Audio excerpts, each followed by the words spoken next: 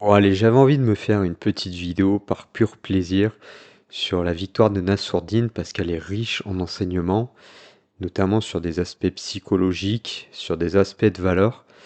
Et je tenais vraiment à faire cette courte vidéo, je pense qu'elle sera pas très longue, pour tirer les leçons de la victoire de Nassourdine, non pas sur le plan sportif pur, mais plutôt sur le plan de la préparation mentale, sur le plan du leadership, comme j'ai l'habitude de le faire dans mes vidéos.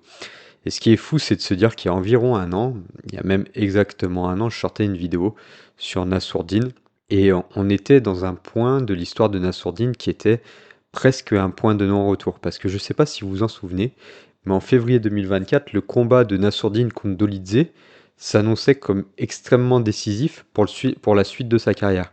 Et j'avais d'ailleurs fait une vidéo donc à ce sujet, et j'expliquais donc dans cette vidéo que certains piliers de la vie de Nassourdine, comme l'honneur et l'orgueil, pouvaient être des pièges pour sa propre carrière. Et depuis sa victoire sans conteste contre Dolidze, Nassourdine il a continué de progresser largement, et la victoire de ce week-end contre le numéro 2 mondial vient éclipser presque toutes les stars du MMA français qui étaient en vogue en 2024, je pense notamment à BSD et aussi à Selek Doumbé.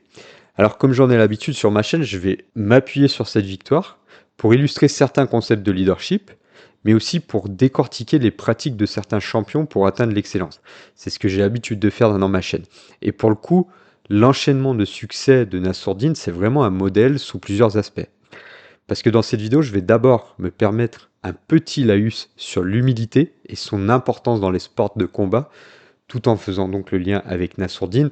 Et le but, c'est aussi de faire le lien avec votre vie au quotidien.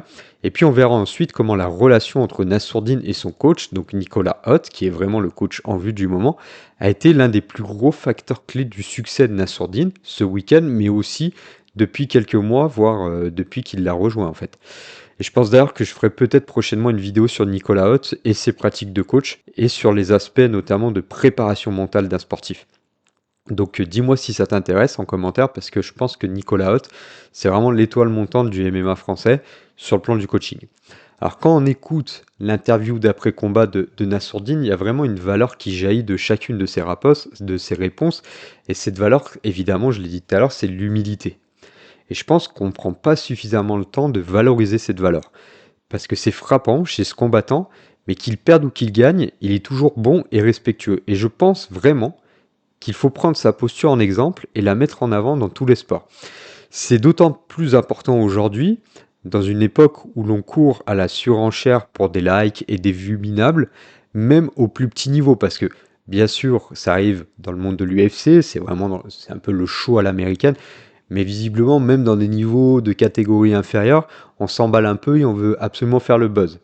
Alors, vraiment, n'oubliez pas que l'humilité, c'est une valeur essentielle de la vie et pas seulement dans les sports de combat. Alors d'abord parce que les personnes les plus humbles sont celles qui sont le plus susceptibles d'accepter des défaites, des difficultés, et ensuite de les utiliser comme des occasions d'apprentissage. Et ces personnes-là, elles sont souvent ouvertes aux critiques et aux conseils pour progresser. L'humilité, c'est aussi un bon concurrent à l'ego qui peut être un obstacle majeur dans une croissance. Et l'humilité, elle aide donc à gérer l'ego et à permettre de se concentrer sur l'amélioration de soi plutôt que sur la protection de son image.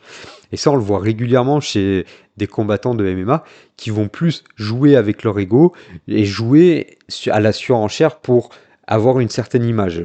Il suffit de voir par exemple tous les buzz que générait Cédric Doumbé l'année dernière. Je pourrais encore continuer mon laïus assez longtemps sur l'humilité, mais retenez une chose, c'est une valeur qui vous permettra de mieux vous connaître et de vous améliorer en continu pour atteindre votre plein potentiel. Et le parcours de Nassourdine Imavov, il le démontre. Et aujourd'hui, alors qu'il est aux portes du sommet, aux portes de la première place, il continue à rester humble, en montrant énormément de respect pour Adesanya, qu'il a détruit au second round. Et Nassourdine, ça reste un homme qui a su construire sa carrière étape par étape, justement aussi en s'appuyant sur cette humilité. Et cette carrière, elle a aussi connu des hauts et des bas, comme je le disais dans mon introduction. Et d'ailleurs, c'est une profonde remise en question qui l'a amené à quitter Fernando Lopez il y a environ 2 ans, je crois, pour rejoindre Nicolas Hoth. Et à ce moment de sa carrière, Nassourdine, il était en train de stagner et il restait bloqué dans le top 12 de sa catégorie. Et ce changement de coach, il a vraiment été salvateur pour Nassourdine. Et ce qui est intéressant aussi de dire, c'est que les planètes, elles étaient totalement alignées avec Nicolas Hutt, puisque d'un côté, on avait un combattant qui cherchait à se relancer, et de l'autre côté, on avait un coach qui cherchait à se développer. Et ça nous montre toute l'importance d'une bonne alliance lorsqu'il s'agit de s'entourer et de se construire une équipe autour d'un projet commun. Encore une fois, ça ne s'arrête pas au sport. Même si dans le MMA, l'individualisme, c'est un élément souvent mis en avant. Et la relation avec le coach et le staff reste néanmoins un élément fondamental. Et Nicolas Hutt, il a donc su créer un environnement propice pour relancer Nassourdine autour de certaines valeurs qui peuvent surprendre, notamment pour un combattant de MMA, puisqu'on parle là aussi, et là je vais m'appuyer sur une interview qui a été publiée dans l'équipe magazine ce week-end, où Nassourdine explique que Nicolas Hutt, c'est quelqu'un qui a su faire preuve de bienveillance pour lui redonner de la confiance. Et Nicolas, c'est aussi un coach qui est constamment à la recherche de nouvelles connaissances, de nouvelles méthodes d'entraînement. Il développe ce qu'on appelle une approche holistique. Il va chercher à combiner de la préparation physique, de la préparation mentale et de la nutrition de pointe. Et il a su transmettre tout ça à Nassourdine, ce qui l'a rendu capable de s'adapter notamment à différents styles de combat. Et tous ces éléments, sur le plan purement sportif, ils ont permis donc à Nassourdine Imavov d'être plus polyvalent et encore plus imprévisible sur le ring. Et enfin, l'un des éléments clés du succès de Nassourdine sur les derniers mois, c'est la bonne intégration de son grand frère Daguerre. J'en avais parlé dans ma précédente vidéo sur Nassourdine. La famille, c'est un vrai pilier pour ce combattant. Et Daguerre, il joue vraiment un rôle crucial en tant que figure d'autorité fraternelle, parce que dans leur culture, l'autorité fraternelle du grand frère, c'est quelque chose d'extrêmement important, mais aussi Daguerre, c'est un vrai allié de confiance pour Nassourdine. Et dans ce trio de choc, Daguerre, il va jouer aussi un rôle clé puisqu'il va souvent venir renforcer la crédibilité des instructions de Nicolas Hutt. On parle notamment d'un passage dans un combat contre Dolidze où Nassourdine était fatigué, il avait du mal à comprendre les consignes à cause de la barrière de la langue, et son frère a alors transmis les consignes de Nicolas Hutt en russe, et là, il y a eu un vrai rebond dans le combat. C'est donc un vrai allié précieux pour le coach, puisqu'il va faciliter la communication, comme je viens de le dire, et va parvenir à rajouter et à renforcer la confiance entre toutes les parties prenantes. Et en plus de ça, Daguerre, il vient ajouter une dimension donc culturelle et émotionnelle qui va permettre de contribuer de façon significative à la progression de tous les acteurs, et donc surtout de son frère. On trouve beaucoup de complémentarité entre Nicolas Hutt, qui sera donc l'expert technique, et Daguerre, qui sera le soutien fraternel et émotionnel de son frère.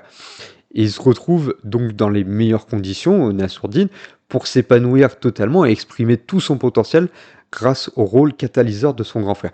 Donc vous le voyez, dans cette vidéo sur Nassourdine Imavov, que j'ai voulu pas très longue, on retrouve pas mal d'éléments clés de succès. On a d'une part certaines valeurs, à savoir l'humilité avec le laïus sur l'humilité, et puis après il y a d'autre part la capacité à se construire un collectif, un environnement efficace où on peut travailler en confiance, où on peut se dire les choses pour ensuite aller chercher la progression et aller chercher la performance, parce que c'est ça la finalité de la chose. Et aujourd'hui, on voit que Nassourdine, depuis qu'il a rejoint Nicolas Hutt, depuis qu'il a su intégrer son frère dans son projet de carrière de MMA, il progresse fortement. Comme il a dit, il a nettoyé avec beaucoup d'humilité, puisqu'il a dit quelque chose de factuel, tout simplement. Il a nettoyé toute la catégorie pour se retrouver probablement demain numéro 2 de sa catégorie et pour s'ouvrir les portes de la ceinture et donc pour devenir le premier combattant français après la ceinture par intérim de Cyril Gane, donc le premier combattant français à obtenir la ceinture dans l'organisation mondiale qu'est l'UFC et dans le MMA. Donc j'espère que cette vidéo t'a intéressé. Comme tu l'as pu le constater, j'aborde et je fais le lien entre l'univers du sport et l'univers du leadership, de la gestion de carrière, de la psychologie, de la préparation mentale, parce que j'accompagne des dirigeants, des cadres dirigeants, des entrepreneurs, parfois aussi des sportifs.